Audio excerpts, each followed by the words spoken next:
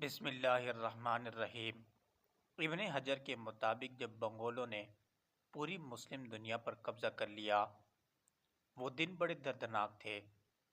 Baghdad میں خون بہہ رہا تھا اور گھر ناتا لٹ رہا تھا جب جامعہ نظامیہ کی لائبریری دجلہ کی موجوں کی زد میں آ گئی، جب تہ خانوں میں پانی چھوڑ دیا گیا اور مسلمانوں نے 1.25 لاشیں وہاں بھی اٹھائیں۔ وہ دن بڑے دردناک تھے۔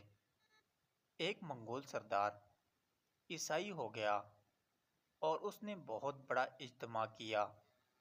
ابن حجر لکھتے ہیں کہ اس بدبخت عیسائی بادشاہ نے دریدہ دہنی کرتے ہوئے حضور اکرم صلی اللہ علیہ وسلم کی شان میں گستاخی کی، تو اس بڑے اجتماع کے اندر ایک بھی مسلمان نہیں تھا۔ تو جب وہ حضور اکرم صلی اللہ علیہ وسلم کے خلاف بھونکا تو پسماندہ ہوا۔ ایک کتا شخص جوش میں آ گیا اور وہ زور زور سے بھونکنے لگا۔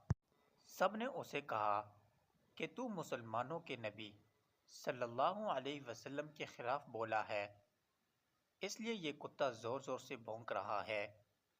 تو اس نے کہا کہ نہیں، یہ ویسی ہی بڑا غیرت مند ہے۔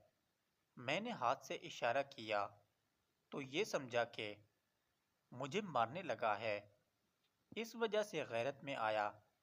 تو اس نے دوبارہ حضور اکرم صلی اللہ علیہ وسلم کی شان میں گستاخی کرنا شروع کر دی۔ اتنا مجمع تھا لیکن ان میں سے کوئی بھی حضور اکرم صلی اللہ علیہ وسلم کا غلام نہیں تھا۔ تو تاریخ نے بتایا ہے کہ وہ کتا ایک دم رسی توڑ کر جھپٹ کر شیر کی طرح اس پر حملہ آور ہو گیا اور اس نے اپنے دانت اس کی گردن میں گاڑ دیے اور چھوڑا تب جب اس کو جہنم میں پہنچا دیا۔ ابن حجر لکھتے ہیں کہ اس واقعے کو دیکھ کر 40,000 لوگوں نے اسلام قبول کر لیا۔ سبحان اللہ۔ اللہ تعالیٰ سے دعا ہے کہ اللہ تعالیٰ ہم کو دین کی سمجھ عطا فرمائے اور ہمارا خاتمہ ایمان پر فرمائے۔ آمین۔